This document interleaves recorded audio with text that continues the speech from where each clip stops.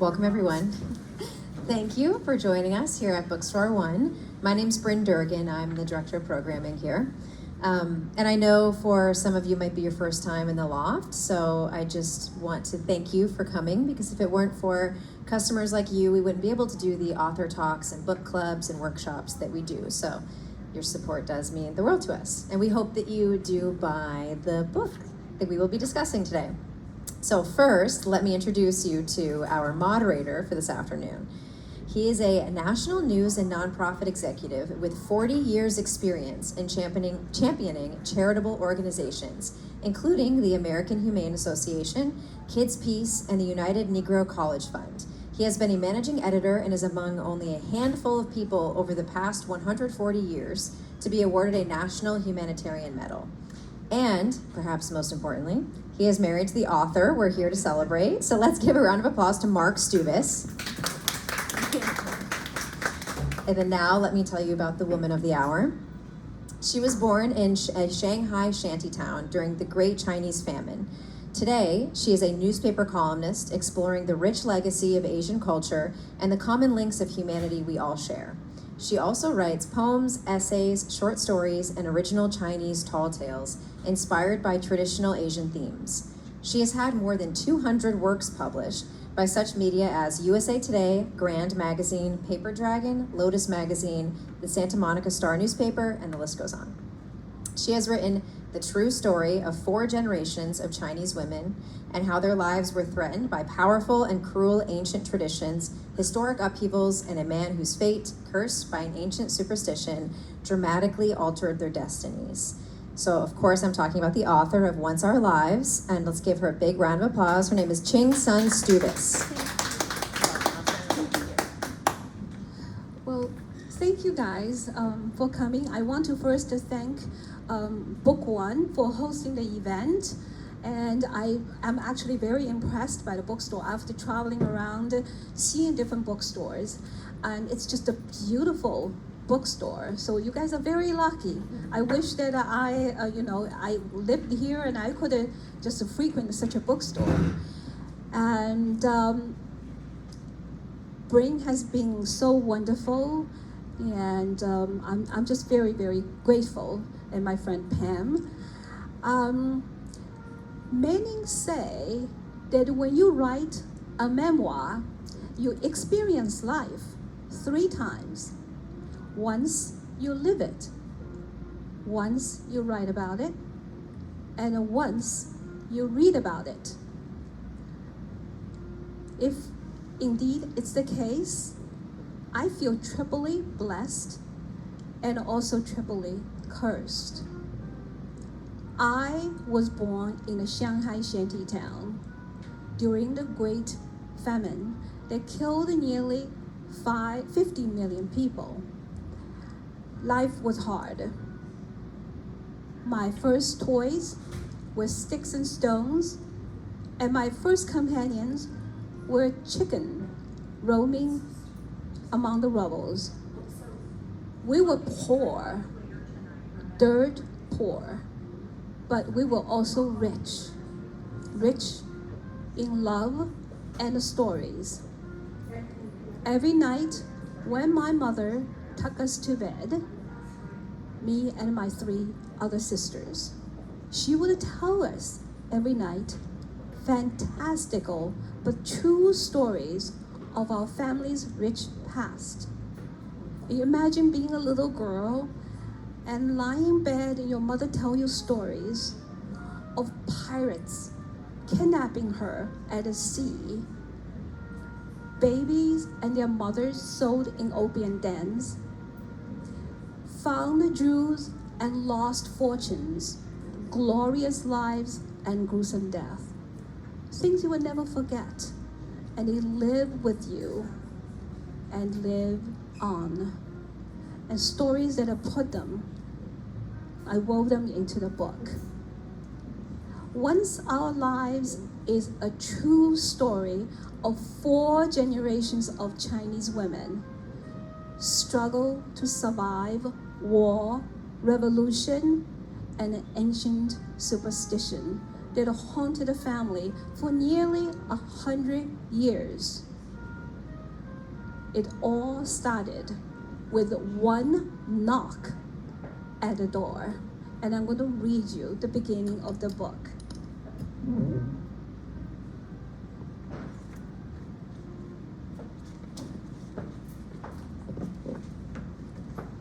Tap, tap, tap. The knocking at the front door was so faint that it could have been the sea breeze gently rocking the door back and forth in its thick wooden frame. But Yatsen knew someone was outside waiting for her. She went to the kitchen and fetched a big bowl in which she had carefully hidden some delicious fried fish, meat, and vegetables under a generous mountain of yesterday's leftover rice. Holding the bowl with one hand and her swollen belly with the other, she slowly made her way to the front door. Of course he was there. The old beggar nodded silently, shuffled his rat-covered feet, and stared greedily at the rice bowl, searching for any traces of the treasure buried underneath. His nostril flared, sucking every faint scent escaping from the bowl.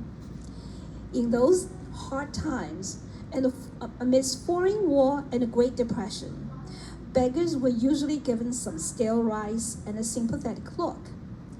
People could not afford to give away what they did not have enough of themselves. But Yatsen had married into a wealthy family and food was plentiful. She felt a special attachment to this beggar, whose daily visits had started a week before. For some reason she could not explain, she waited for his gentle knock and eager eyes, and fed him herself instead of ordering the servants to take care of the matter. Who was he? Where was he from? Where did he live? Yatsen did not know and never asked. But she knew he could starve to death if she did not feed him. And she pitied him. She was feeling unusually sensitive these days.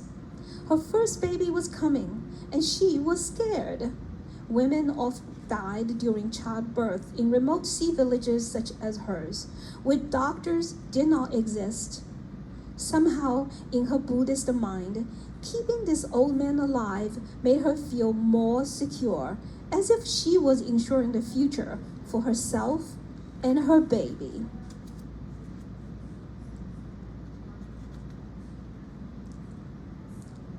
That night, Yatsen gave birth, an easy birth, to a healthy baby boy whom the family named Qin Sun, my father. The day after she had the baby, Yatsen broke a cultural taboo. Instead of staying in bed for a whole month, as required by tradition, she got up, for she was eager to feed her beggar. As usual, she prepared him a special feast and waited. She went to the door several times at the slightest noise, but he was not there. He never came back, nor the next day, nor the day after, not ever. Sometimes as she nursed her baby, she pondered her 7 encounters with the beggar.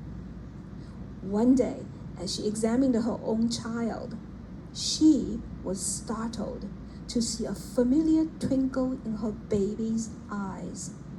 She suddenly realized that she knew all along that the beggar was a wandering spirit, a Yuhuan searching for a home. And now, that beggar's spirit was in her son. Qin was the first son and first grandson born into a prosperous family. So his birth brought joy, glory, admiration, praise, gifts, and feasts. But even at the celebration banquet held under a sliver of silver moon, with hundreds of colorful paper lanterns, tables filled with roast ducks and suckling pigs, sea cucumbers as dark as the earth, bowls of fresh peanuts, flying firecrackers and thick stack of luck money in red envelopes, red-faced uncles shouting loudly over drinking games, and fat-faced aunts gabbling and predicting glorious things for the newest heir to the Sun name. Yazhen worried about her son's life path, for a beggar's existence was destined to be a struggle against poverty, hardship, and all sorts of unpredictable dark forces. Later in life, when the Japanese burned her family's factory, civil war destroyed the Sun fortune, and she and her son were plunged into poverty. Yazhen silently saw all these events as signs, confirming the treacherous path of the beggar's life Anchu had yet to walk. She prayed that one day all the good luck the fortune teller had predicted for her boy would shield him and break the beggar's spell.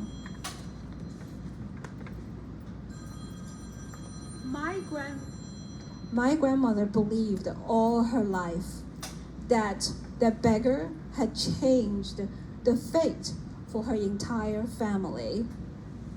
Because after that, the entire family's fortune just went spiral downwards, and it kept plunging. It seems to be like cannot be stopped. But she really felt that was the beggar who did all those bad things to the family. Once Our Lives, is also a book, not just about sadness. It's also about the love. The boy with the beggar's fate grew up to marry a girl with 3 different identities. And together they built a family and raised 4 children with really endurance and love and hope. And also this book is about ordinary Chinese people doing extraordinary things in anything but ordinary times. So, that's why I felt that I had to write this book. That's a very powerful opening. I know that every time that she reads this, it gives me a bit of a shiver because, in the 20th century and into the 21st century, we no longer believe in curses and superstitions that way. But something happened in this encounter with the beggar that you would say, even in the 20th century, when you didn't need to have bad luck to have a hard life because there was so much had gone on right in China at that time, somehow looking back at the life of her father and all those whose lives he touched, it seemed like he had much more than his fair share of bad luck. And tell us a few of the things that your family actually did go through in those 50 or 60 years. Well, anything could go wrong, would go wrong. And that's sometimes people call bad luck even in the United States, right? Like, well, that person, he's not very lucky, he was hit by lightning or whatever. But our family fared really badly. My father was born like a little prince, like the first of the grandson, the great-grandson, ended up became a charcoal boy at the age of like 5, running bare feet through the snow, delivering charcoal to the people, the residents in Shanghai, and he worked for like a slave, worked for his uncle. And they ended up in a shanty town, and he was a laborer all his life, and they barely survived through the Great Famine. And he then, during the Cultural Revolution, was jailed for about 14 years. In 1960s, within 1968, he was accused of anti-cultural revolution, and he was detained to far away, God knows where, somewhere in the corner of a large city with millions of people. And when the revolution was over, the whole family prayed that now finally someone would apologize to him, and they stopped his income, so we lived with no money. My mother had 4 little girls, had no income, and we lived like that. And we felt that there was hope, but after Cultural Revolution, unfortunately, in 1982, he was suddenly handcuffed away in a police car with sirens running, and he was accused for 4 Cultural Revolution and sent to the Shanghai prison that was built by the British for 7 years behind a thick wall and as a political prisoner. So he's one of the few people that I know that actually was, jailed for the same thing, for and against. So I don't know. Every time something bad happened, my grandmother would tell me, say, it's the beggar, including 4 little girls that are in our family.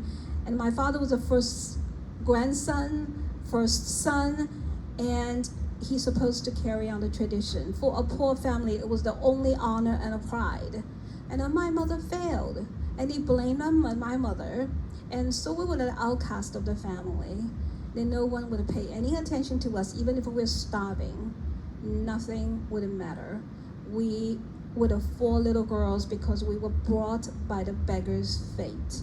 And I think one of the very fascinating things about this book, I love history, and what's really terrific about this book is, as she said, it is about ordinary people, but the extraordinary things that they went through in the shadows of some of the greatest events of the 20th century.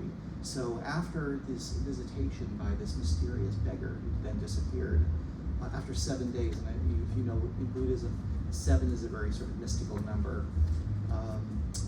They had to go through the Japanese War. You remember the Japanese attacked China, destroyed her family's fortunes. World War II. Then there was the Chinese Civil War and the revolution when Mao Zedong finally took over the country, followed by the Cultural Revolution. And it was thing after thing after thing. Any one of these was enough to have a whole book on, right? And certainly enough to create a tidal wave of confusion and consternation for the people who were affected by them. And I was going to say, Qing, this all was so important, but you didn't even mention yet one of the major causes of hardship, grief, bad luck in China that affected 50% of the population, and that was the simple fact of being a woman. I don't even know what to say. I thought being a woman these days should be better. After I left China for over 30 years, I've known women now. There's some of the women who become the richest people in China, and they could own business, they could own homes. I thought but maybe finally the Chinese women are faring better than I was when I was in China. And just most recently, the Chinese President Xi Jinping said on the national stage that women should go home and back being the traditional type of women. They should raise children, and they should take care of the elder people, and they should stay home. The reason is because China right now has a job shortage, and they have a very high unemployment rate, and they felt that women are taking the men's jobs. So if the women would go home, then men would have more jobs, and then the unemployment rate won't be as high. So I felt there's a bucket of cold water poured over my head. I'm like, okay, we're still the disposable commodities. Just like my mother, just like all of us. Being a woman has always been hard since the days of Confucius. He specifically wrote little booklets instructing women what to do. Like if you are a girl, you belong to your parents, what you should be doing. And those things are written in a way rather lyrical, so the girls can recite them. And they would do accordingly every day. And it become a daughter-in-law, what you're supposed to do. And my mother was born, she was given away, but both of the families were not poor. My second grandfather was the general manager of a watch and a clock shop named Wellington. Imagine in the 30s, in the 40s, someone owns a business called a Wellington Watch and a Clock Shop in the old British section. You're doing really well. All his cousins were pretty much owning most of the watch and clock shops in Shanghai. He would not allow my mother to go to school because girls not supposed to express themselves in public, and certainly they should not be sitting with the boys, and they should not be walking outside by themselves. So he would tutor her, and awards would be given, gold watches. That's what my mother would be given to. I guess he was selling the watches. So, hey, here are the newest models from Europe. You've been so good, you're doing great. Here's a gold watch. But he was extremely traditional. My mother was not allowed to. She wanted to become an actress because my mother got the biggest trophy in her life was a radio. The radio as big as a nightstand. She learned because she was a smart girl. All these operas and singings, and she like, hey, I want to be an actress. My grandfather's like, no, you cannot be an actress. You know, women wear lipstick standing on the stage, you become a whore. And only the poor would sell their girls for their looks and for their voices. So, you know, my mother, after the liberation in the 1950s, she became very rebellious. She wanted to stand up for herself, and it was being pulled by the tradition from my grandfather and the love for my grandfather and her own wishes. So women always had a hard time. And then one more thing about women, if you are married and you fail to produce a boy, you're in big trouble because your in-laws will not respect you, and it's all your fault. So if you have other girls, then the girls will be very rejected along with the mother. Now, if you have a boy, and then you have as many girls as you wish, those girls will be, you know, precious and will be loved. So being a woman has been hard, and it's still hard, and the women, like, you know, we struggle more. And I think in your mother's case, her dreams being squelched and not being allowed to live out the life the way she wanted to actually led to tragedy. Because it just so happened that at that time when she was sort of rebelling against her father's dominion, the Chinese government came up with this brilliant scheme, and it was to get closer to Russia. They thought we need to develop the old Silk Route, the border between Russia and China. And so they made this call to all the idealistic young people to leave the big cities like Shanghai and Beijing and join the glorious brotherhood of communism by going to a remote medieval village in China's Wild West. So if you go way to the, away from the coast where all the big cities are, and you go all the way to the northwest, there's a tiny town, a medieval fortress called Zhangye. This is a place where Marco Polo lived. It was a place where Kublai Khan lived, and it's still, basically it was like being in the 12th century. And so the Chinese government came up with this brainstorm that they were going to bring thousands, hundreds of thousands of young people there and create the most magnificent department store ever seen. This is in the middle of the desert, by the way. They're nothing but nomads for hundreds of miles, right? And yet they did this. And this was just one of these, someone had a great idea at corporate headquarters, right? And so they created this magnificent department store with housewares and jewelry and everything you can possibly imagine in the desert. At the same time, bad things never happen singly, right? And so what happened was at that exact point, just as all these young people got there, and of course, what do they know? They're from the city, and suddenly they're in a medieval fortress town in a place where people only took 3 baths in their lives. Once when you were born, once when you got married, and once when you died, because there was almost no water, there was almost no food. You had 1 meal a day if you were lucky. And so they were all there sort of in this, wondering what to do and trying to sell, pocket watches or what have you to people who were shepherds. And at this time, of course, ideological differences came up between Russia and China. China suddenly decided, well, we don't really want to be that close to you. So that was all over, and drought hit. The Great Chinese Famine killed 50 million people. So they're already in the desert, and this once-in-a-century drought strikes. So Qing's father and mother, they both happened to be there. They met in Zhangye, got married, probably the worst possible place at the worst possible time. Things started to fall apart. And I'd love you to read a passage of what happened, a flight for their lives to get out of Zhangye before it was too late. It was just enough time for two young people to fall in love and had a baby about 1 week old. And when my mother received a notice with a train ticket to go back home, and because she just had a baby, they gave her a soft sleeping cot. My father spoke out about, his honest words, so he wasn't given any ticket to go back. So my mother thought about to trade that sleeping cot for 2 hot seats. Imagine a woman just had given birth to a baby, had to sit on the hot seat, and take the whole family back to Shanghai. So this is what happened. I named the chapter Exodus because they are running for their lives.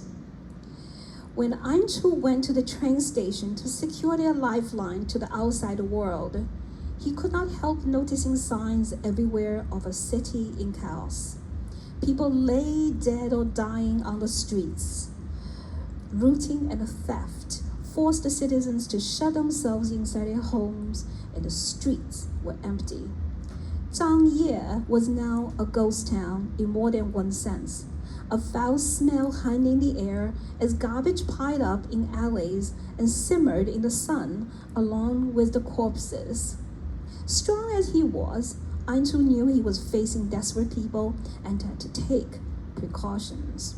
When he saw some suspicious-looking characters loitering in the street, he cut through an alley that was completely deserted except for a red couple resting on a doorstep.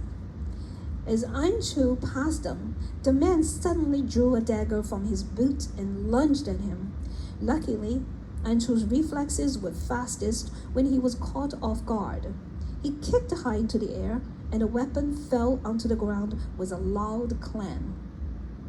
The kick was so powerful that the man and woman panicked and ran, not even trying to recover their knife, which to them was a precious surviving tool. With a shaky hand, Anchu picked up the dagger and held on his belt in case of another surprise attack. He continued walking cautiously toward the train station, but the rest of his trip went smoothly, helped perhaps by the sight of his glittering trophy. He smiled inwardly, and his steps were steady as if he was walking with a bodyguard. He knew there were many pairs of eyes out there watching for prey, but no one ventured forth to face him and his new friend.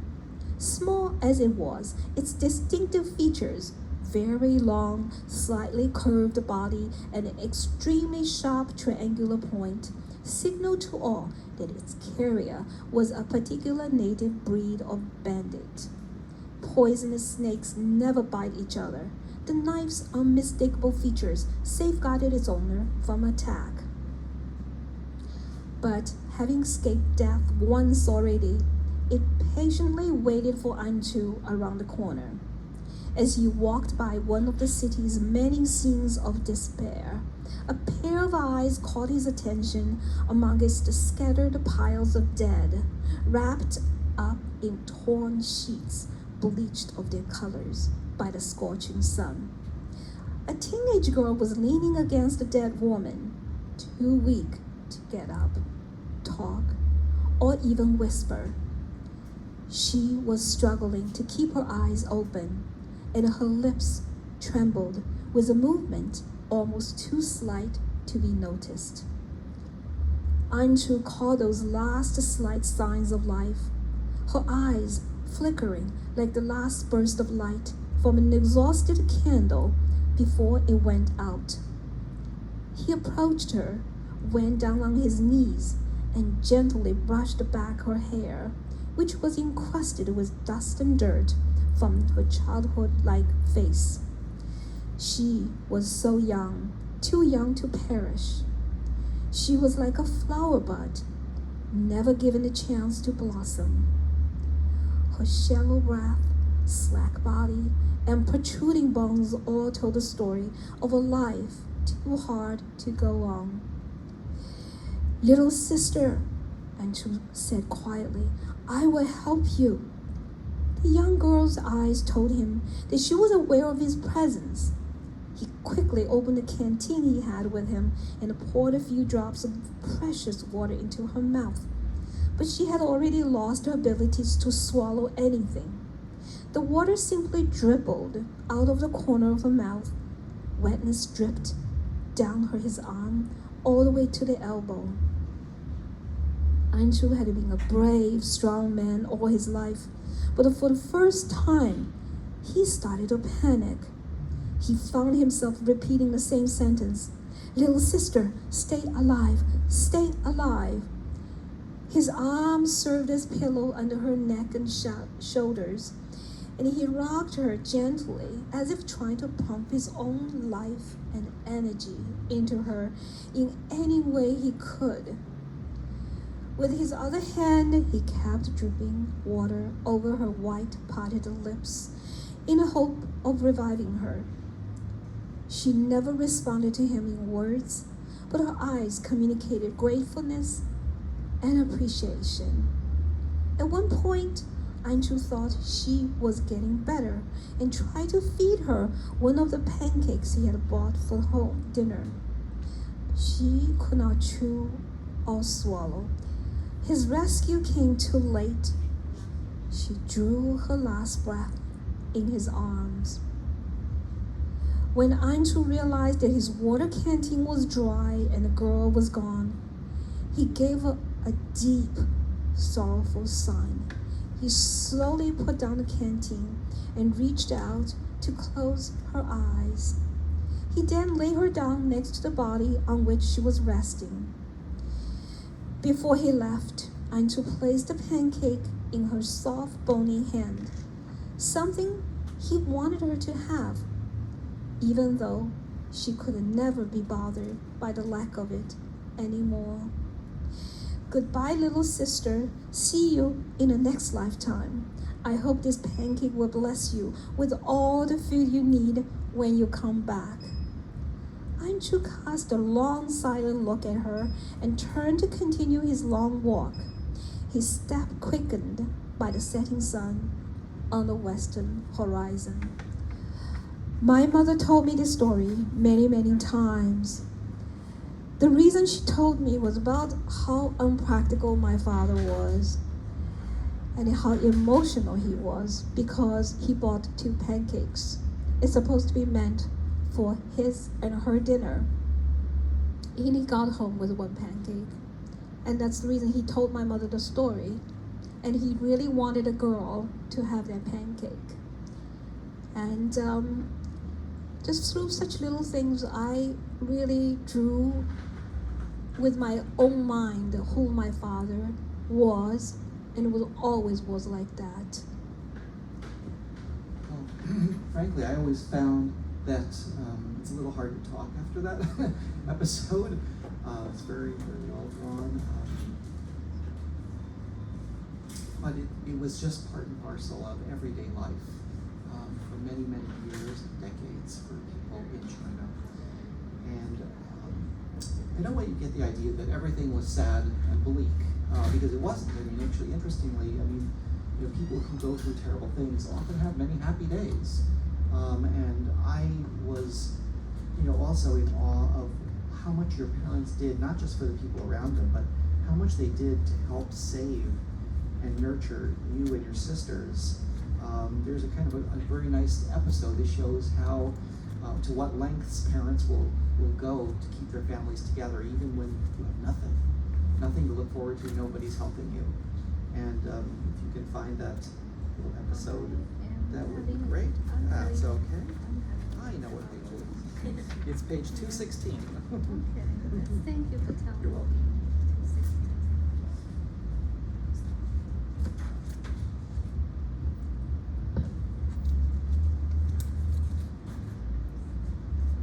Once I had to give away my book that I used for reading to a friend for a souvenir, and I'm like, oh Lord, all the stickers I put on them, where are they?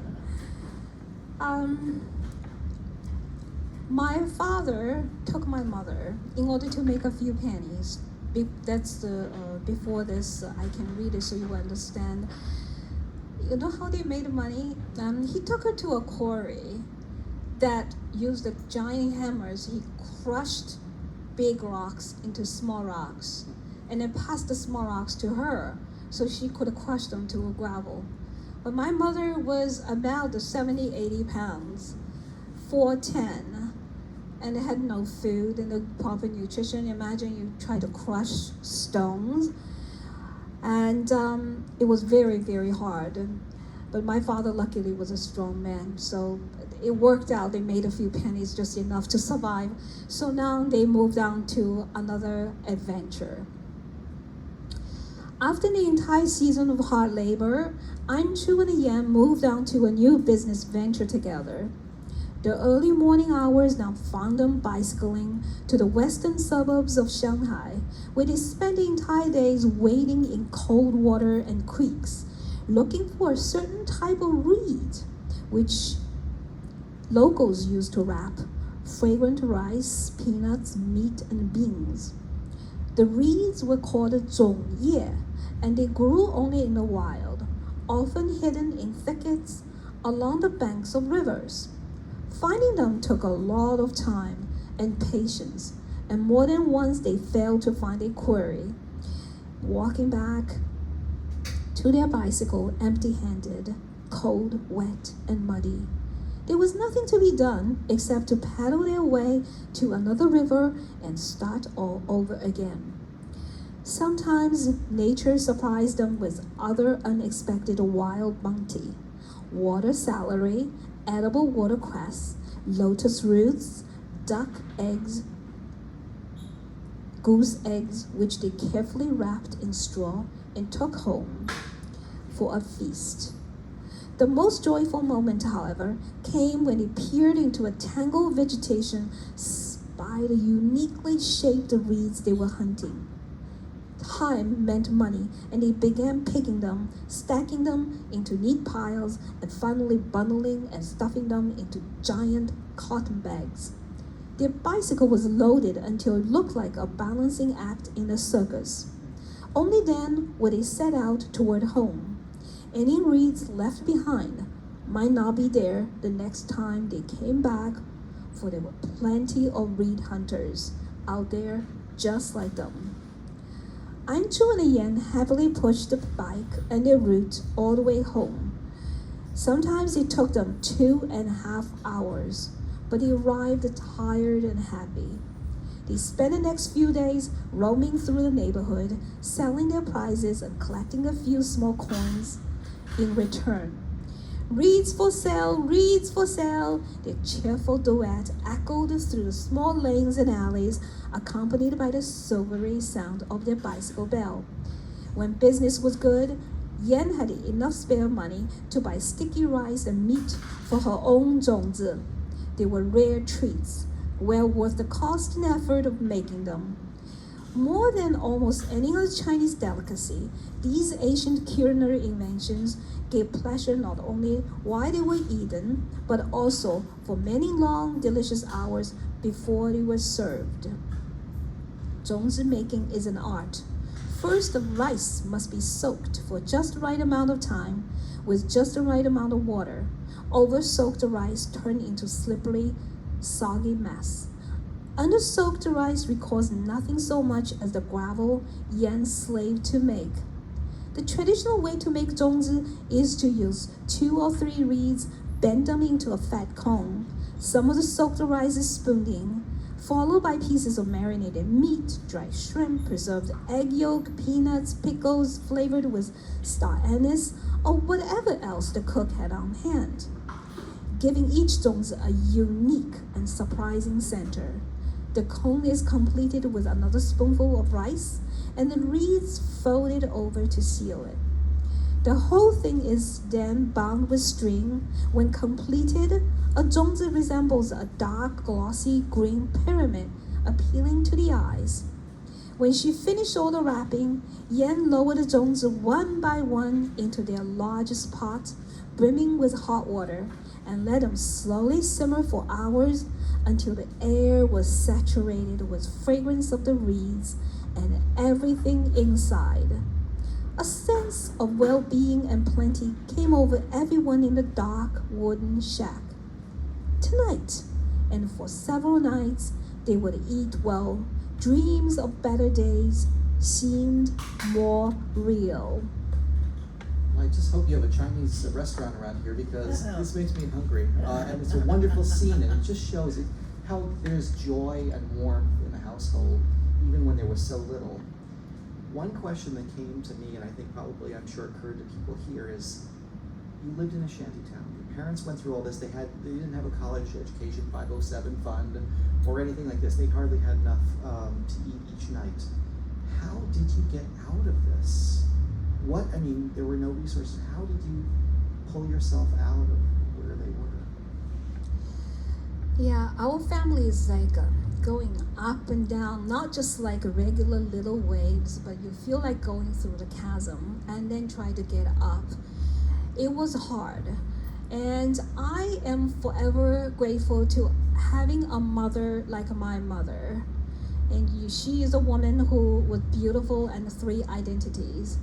And she went through a lot. She was a woman who told me to read a book, to carry on stories, to fulfill your life's dreams, because she couldn't fulfill her own life's dreams. So being her daughter, I think I always felt that whatever I could do, I felt that I was fulfilling the wishes and dreams that my mother that couldn't do. So we're very, very close together. When we were little, she would read to us and tell us stories, sing opera songs to us. Even if she had a few pennies, she would buy these little children's picture books. At the time, they're not fancy children's books we have here with all these elaborate drawings and thick paper. The kids can handle so it won't go bad, like broken. We had children's books, more like these days, the comic books. You see really, really thin pages. The back side of it, you almost you can see from the front. And they have these words that were so teeny tiny. The kids couldn't read it anyway. My mother would read to us.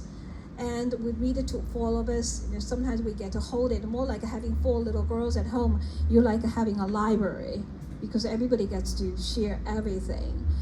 And when I got to high school, I became a librarian. A job nobody wanted because the government revolution, no one wanted to study. No one, intellectuals were considered to be bad people. So I was hiding in the corner reading by myself, all these dusty books. So when actually Cultural Revolution was over in 1975, happened to be my senior high school years, suddenly government announced, hey, we're going to restart what you call the entrance examination for college. Now, the entrance examination for college started during the imperial days. The emperor would search through the whole nation. You could be a peasant's son, but if you can pass different stages of the exam, you can actually become a local official, or they assign you to different province to become the official. Or you might even become the prime minister, advisor to the emperor. So I took that exam, and I scored so well that I was admitted to Shanghai Institute of Foreign Languages. At the time, it was the 2nd best language college in the entire China.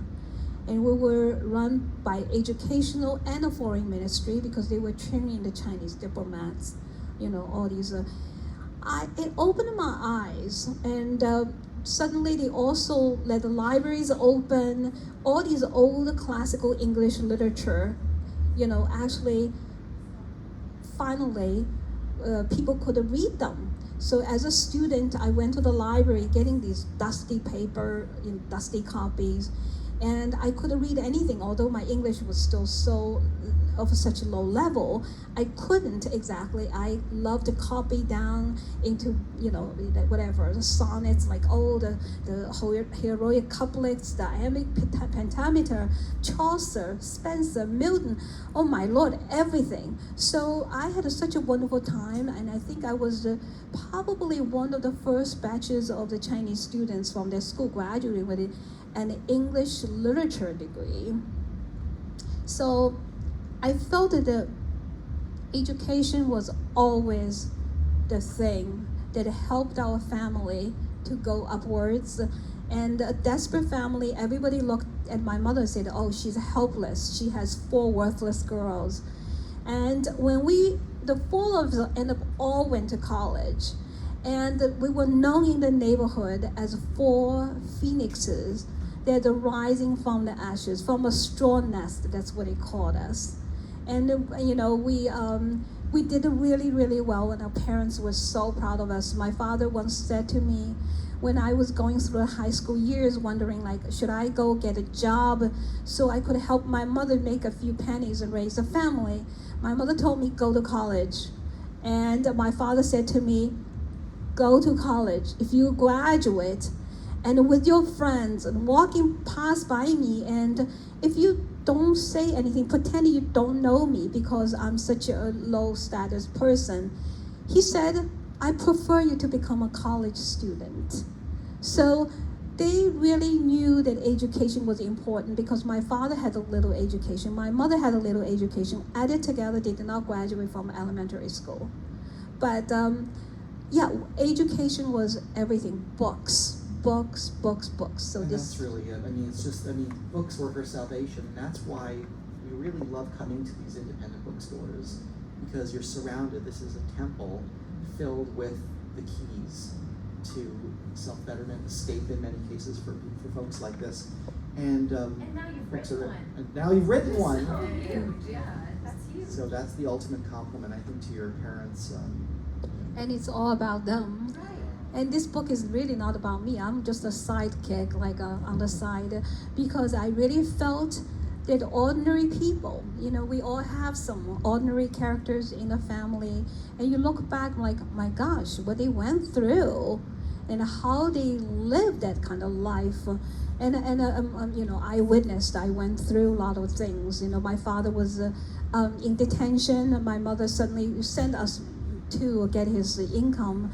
And we would carry a little seal and a empty rice bag. And my mother would say, when you pick up your father's paycheck, and then the next door of the rice store, pick up the rice, and my sister and I, we were really tiny little girls, carry, imagine 10 kilos of rice to go back home. And we couldn't because they didn't give us any money. And my mother would go to pawn shops. She did come from a good family. She would sell one thing, like a little piece of jade, a little silver lock, little some lacquer trays, anything that could be sold, a piece of embroidery. That's how we lived, just day by day, and all those things, expensive past, things. They actually would, you could only fetch a few pennies for them because nobody really wanted them. And it was very, very hard. And my mother would say to me, these are only things. And see, you can lose everything. But if you have education, you can never lose them. And I think, probably the most fun thing for being a human being for me is reading books and knowing humanity through the reading of all what people went through from different cultures, from last century, from the century before. And then my book is also about humanity, about the love, and it's not just about Chinese people. For all the people that went through war, doesn't matter, First World War, Second World War, any war going on in Ukraine, going on, in the Middle East, people going through war, they're gonna see that That's what war brings to people. It's the same. What revolution brings to people, it's all the same. But we are so lucky here to have Constitution, have American people. I just feel like sometimes feel bad, like, oh Lord, I haven't worn this jacket for so long. I'm so spoiled because I used to have 2 outfits, one on my back, one in the drawer.